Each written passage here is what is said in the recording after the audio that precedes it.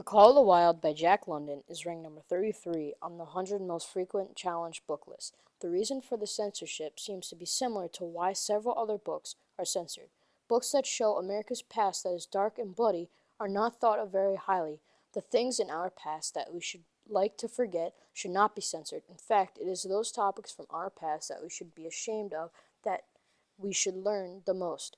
And only in acknowledging our violent tendencies as humans can we hope to change the future. The Call of the Wild shows violent human nature. The two early protagonists, Francois and Perrault, are very abusive to the sled dogs. They mistreat them and starve them mostly out of inexperience. Their awful violent nature is mostly clearly shown when they beat Buck before they try to set out after seeing the signs that tell them the lake is not completely frozen.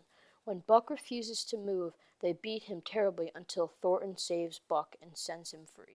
From these scenes, a person could argue that the book condones animal abuse, but this is not true. Thornton saves Buck and Buck becomes his protector.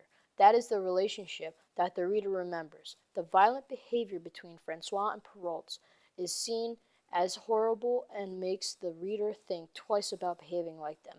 Yet these two men could have been men who existed during the gold rush, men who were most concerned of getting rich than anything else. This is a part of America's past.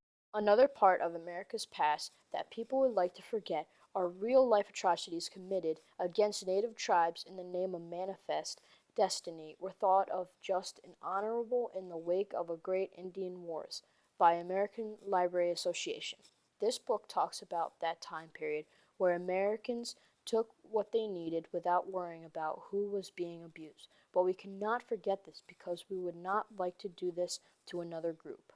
Because the main character is a dog, it is sometimes misclassified as children's literature, but the truth is the novel carries dark tone and the mature concepts explored in the story contain numerous scenes of cruelty and violence, banned by Banned Books Awareness.